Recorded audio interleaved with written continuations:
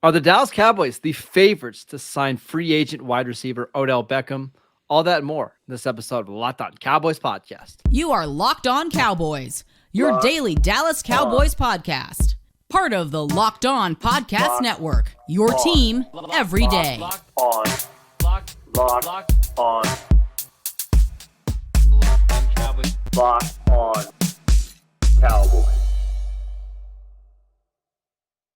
Welcome back to the Locked On Cowboys podcast, part of the Locked On Podcast Network, your team every day. We'd like to thank you for making us your first listen of the day. We are free and available on all platforms. Today's episode of the Locked On Cowboys podcast is presented by Prize Picks. Prize Picks is daily fantasy made easy. Pick 2 to 5 players, and if they score more or less than their Prize Pick projection, you can win up to 10 times your money on any entry. First-time users can receive a 100% instant deposit match up to $100 with promo code Locked On.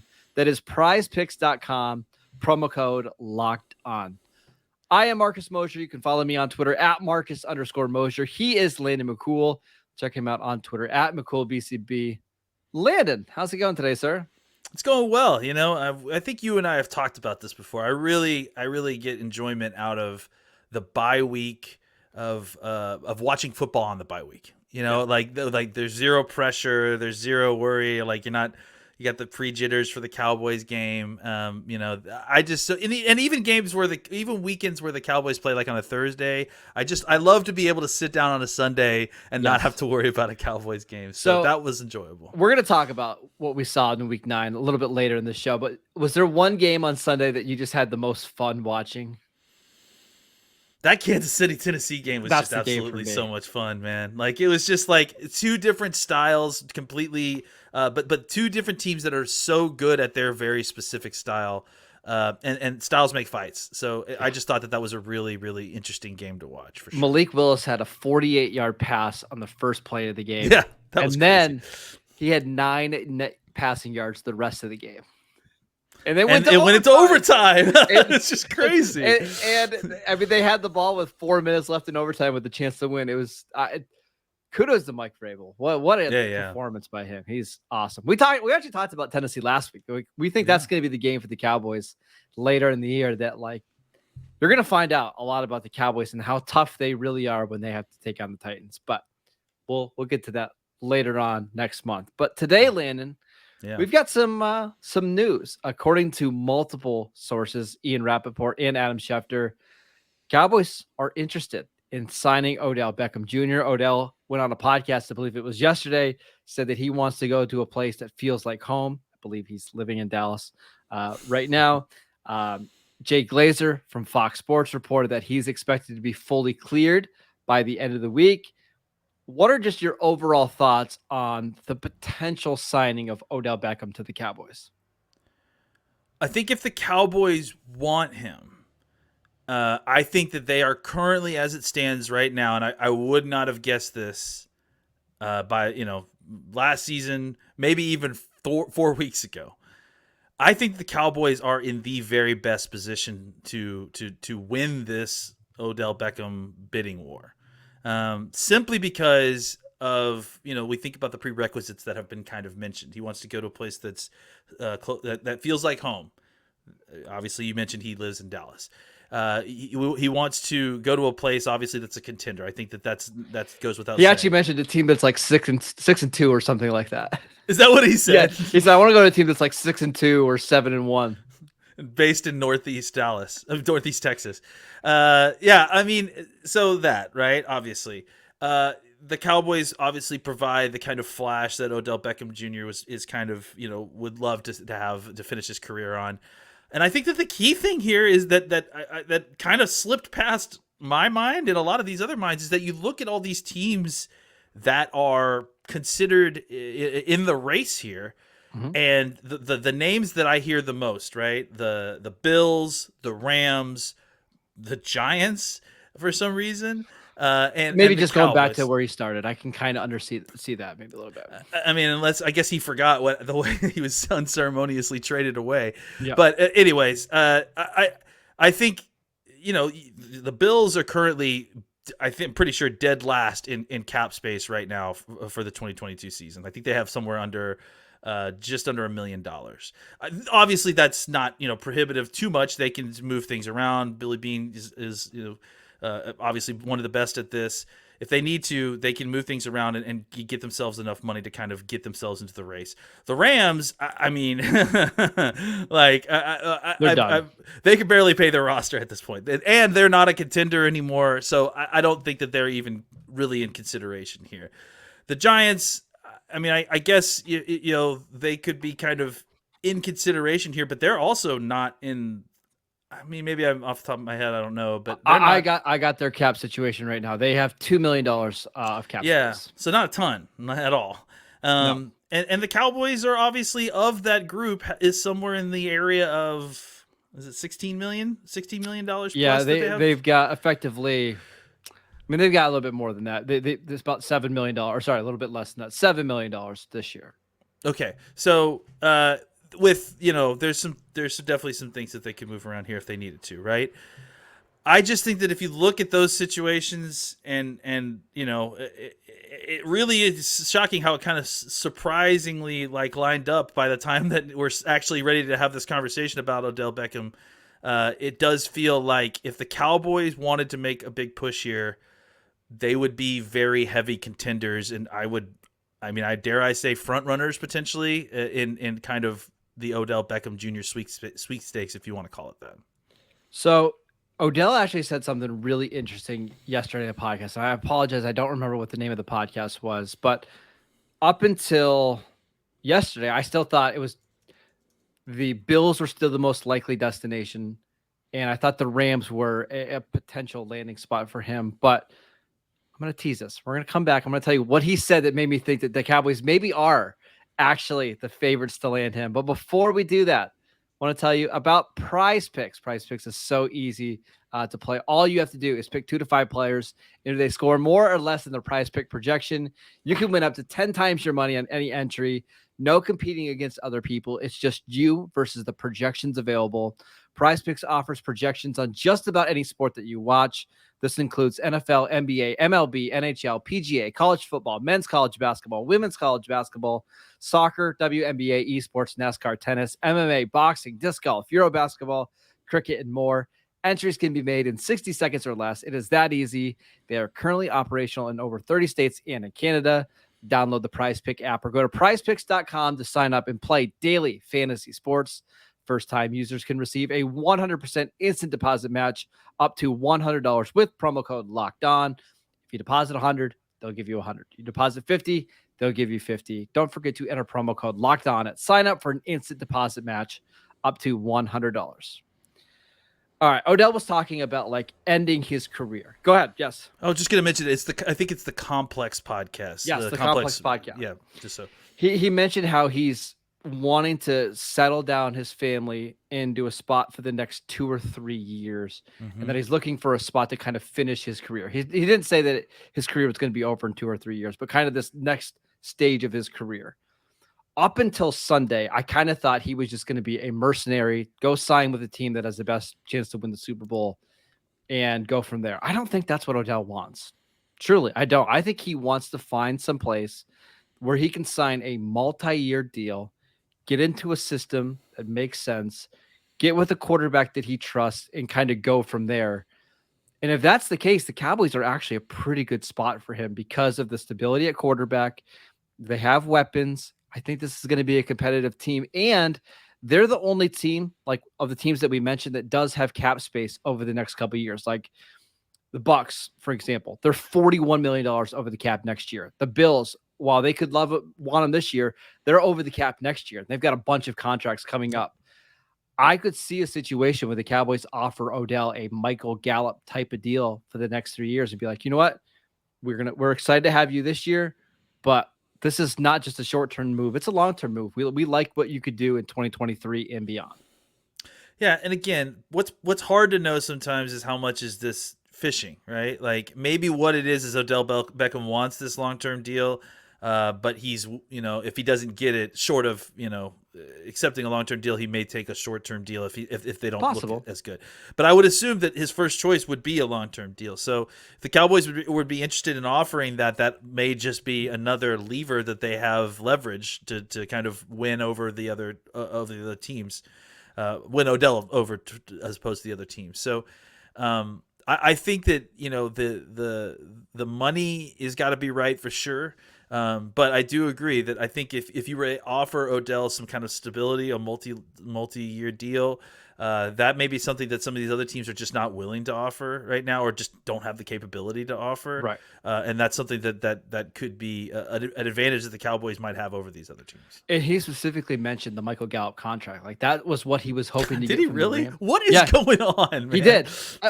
He actually mentioned it in regards to the Rams. Like that's once Gallup signed that deal in March, that's when he went to the Rams and said, "Hey, I want this deal. Like the Cowboys took care of an injured guy that they like for the long term. Why can't you guys do that for me?" And the Rams basically said no, because they had no choice. They didn't have the cap space to do it after signing after signing Allen Robinson.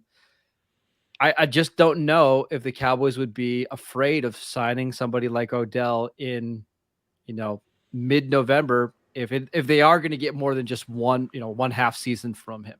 I don't know. I mean, there's also something to consider exactly what you're getting back from an Odell Beckham Jr. at this point. I think that's something that we have to talk about. I mean, he's coming off a now second ACL in 2 years.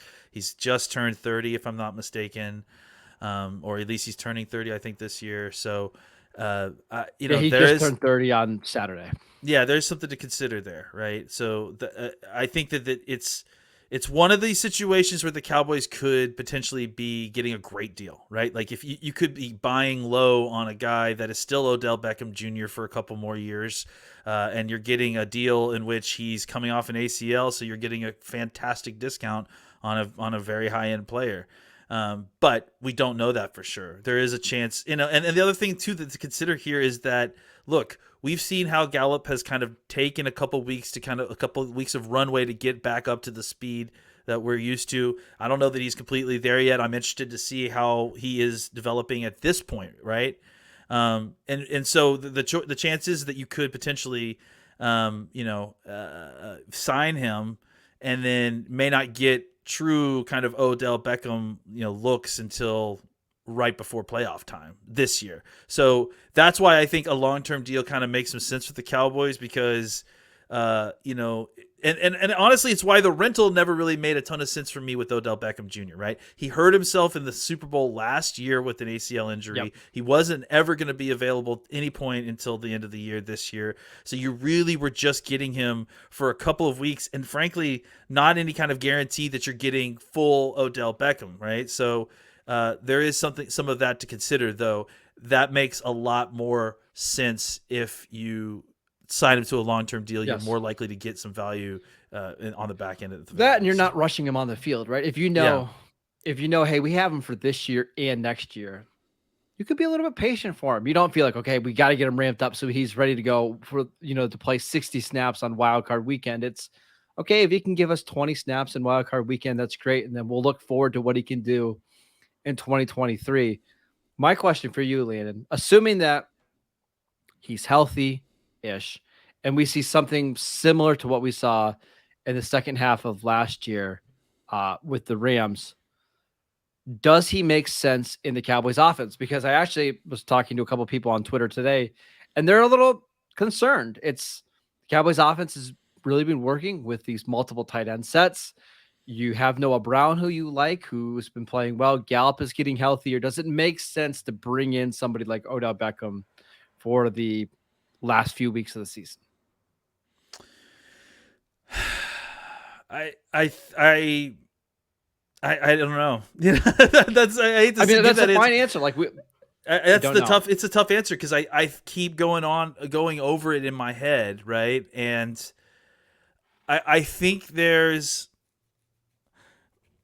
I don't think that there's as much chance as I previously had thought that you're going to bring him in and he's going to be a disruptive force, right? Like, I don't think that that's so much my concern. So I think that there is a chance that you could bring him in and it could upset some of the chemistry on offense because you feel like you have to force him into game plans. You feel like you've got to. And that's just not Dak, right? Dak is not a quarterback that's going to force somebody the ball if he doesn't have to. No. And I think that, honestly, I think that that's part of the concern they may have had with someone like Cooper. Again, not speaking on Cooper, but just the idea of having an expensive wide receiver that you feel like you are obligated to get involved in the game plan when it doesn't necessarily fit for what they're trying to do, right? I think you're seeing some of this with Michael Gallup, like even last week, right? Like Michael Gallup 2 weeks ago, right? Michael Gallup didn't have a catch, and right after the game, Kellen Moore says, "Hey, we need to do a better job of getting Michael Gallup involved."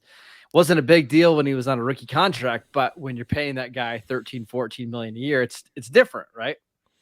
Yeah, I mean, I also think that there's a difference between like feeling obligated because someone's being paid a lot and feeling obligated because you want to get him involved in the game plan. He's good for your game plan, right? Right. And that's where I feel like, when you have 3 of these wide receivers, you do have to do a little bit more juggling, right? You don't really care whether or not Noah Brown is taking, more than 40%, 50% of the snaps, but if you go through a game and Odell Beckham Jr. is healthy and he only gets 2 targets, the people start talking. So I think that there is something. If this deal doesn't get done, I don't think it's the end of the world for the Cowboys. That's where I feel like I'm at. If it gets done, I think there's a chance that it extends your ceiling. It has a chance to raise the ceiling on the offense without a doubt. But I don't know that it raises the floor the way that everyone, I think, expects it to necessarily. I will say, I feel like Odell has matured so much over the last couple of years. And I don't know if it's the Cleveland situation or the Rams, how that all played out, but it feels like he is less concerned about putting up big stats than ever before. It's just being a part of the right team and the right offense. So that makes me feel, I don't know, 50% better than I did. Yep. If you would have told me about the Cowboys being interested in this 18 months ago, right? Yeah, I agree. There is part of me that thinks he would fit well into this offense, right? What is this offense? Kellen Moore offense is about mismatches, being able to move guys into the slot and the outside, winning quick and then winning after the catch. You put him with CeeDee Lamb and you have Michael Gallup on the outside, and Odell can come in and play in the slot, or he can play on the outside, and you can do some play action stuff across the middle. I do wonder, could this offense really, really take off with him as that kind of third receiver? I'm intrigued, Landon. I honestly, I don't know how I feel about it yet. I don't know if I want the Cowboys to spend big money on a 30-year-old receiver coming off a major knee injury, but this is Odell Beckham that we're talking about here. I agree. Look, I also have a bunch of, anti-Giants sentiment running around in my head. Like, not like I love this player for most of my life. So, but I recognize that he is incredibly talented when he's healthy. When he's healthy, he may be the best slant runner in all of football. Yeah. And that's one thing that I keep thinking about is just in slant and go routes alone. You could get something out of him in this offense. You could find a place for him in this offense. So, I guess the question is the juice worth the squeeze, and what's the squeeze going to look like? Yeah, well, what we do know for sure is the Cowboys are interested in adding a receiver. We got confirmation multiple times this week that they wanted Brandon Cooks. I don't know if I'm breaking news or anything here, but the Cowboys thought they had the deal done, to be honest. And then Nick Caserio said, hey, maybe let's pull this back and maybe we can try to get some more compensation. And then Ian Rappaport reported on Sunday morning that the Cowboys tried to trade for Jerry Jeudy. Didn't work out. They couldn't agree on compensation. And then we get the report that Odell is interested. The Cowboys are interested. Michael Irvin goes on 105.3 The Fan and says that Odell wants to be here and that there is mutual interest. Cowboys want to add a receiver. We'll just see if it gets done. Any last thoughts on Odell before we move on? No, I think, it's vexing and it's very sudden that it's suddenly becoming a potential reality. So I'm still trying to digest it a lot. And I think that there's a lot to digest there just because of the nature of the player.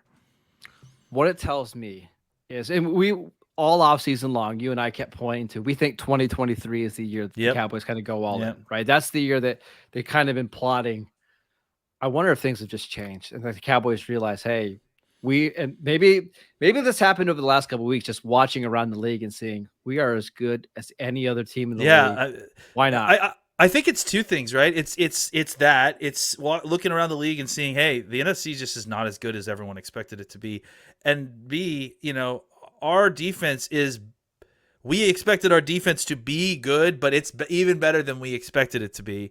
And this is giving us a window maybe a little bit earlier than we expected.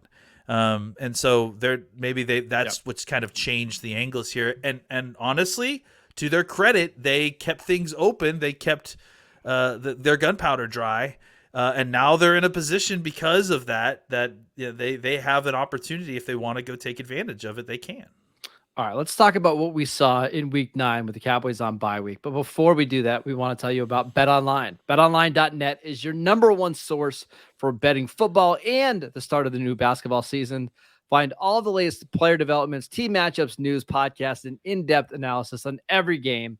And as always, BetOnline remains your continued source for all of your sports wagering information with live betting and up-to-the-minute scores for every single sport out there. It is the fastest and the easiest way to check in on all of your favorite games and events, including MLB, MMA, boxing, and golf. Head to the website today or use your mobile device to learn more. Bet online, where the game starts. All right, Landon, you and I had an opportunity to have a stress-free Sunday and watch football. What are just some of your big takeaways across the NFL? I mean, I think what we just said, the NFC just does not have a huge amount of teams that are like vying for contention at the top. Like I think there's definitely teams obviously in the running for wild card spots and division titles, but I mean, this is not a team that is clearly as talented as we all expected, right? And now part of it, I think, is that the 49ers were on a bye this week, so that's one of the teams that I think you would kind of lump into that group as well. But the Packers going out and completely just crapping their bed against the Lions, and frankly, just watching the Rams Buccaneers game was just gross. And neither one of those teams deserved to win. I actually watched mostly Seattle, Arizona, because that game was just far more entertaining. Yeah. I think that, and then the Vikings Commanders game too, just because we're going to be playing them, and the Vikings to me are, one of the other few teams that are kind of viable contenders, but they even didn't look, great, fantastic, I would say. So they're just a well-balanced team that's really good, but I don't think they're great.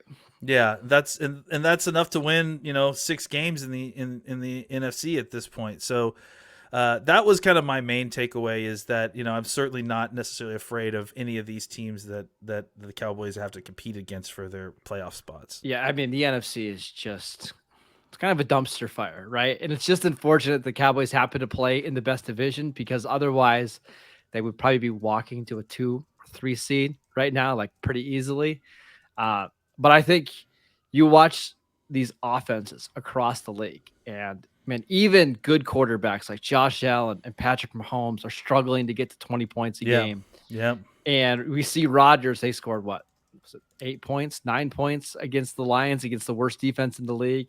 Like, if you have an offense that can consistently score 24 points, I mean, you're going to win a lot of games. You're going to win a lot. Yeah. And even the Eagles playing the Texans on Thursday, like, they won that game. They ended up winning by double digits, but it's pretty clear that they are not a perfect team despite what the record says. So, no, yeah, definitely not. Not saying that the Cowboys are better than the Eagles or better than the Chiefs or better than the Bills, but they're not all that far away either.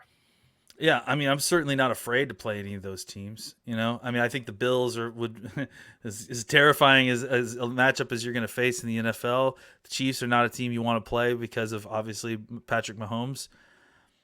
I got no issues going against the rest of those teams, honestly. I just think that there's just not the offensive juggernauts that everyone was expecting. I think the shell coverage thing is really kind of screwed with some teams that got too far over their skis in the idea of the run game not mattering.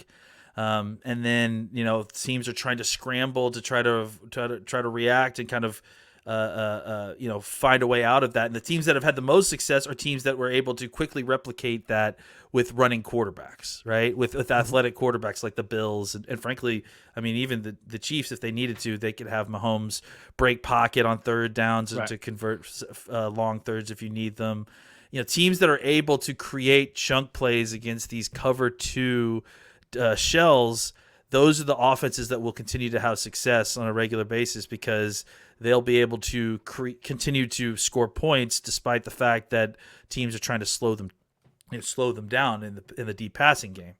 I think the Cowboys are one of the best teams to built to fight that shell coverage defense, simply because they can produce explosive plays in the run game.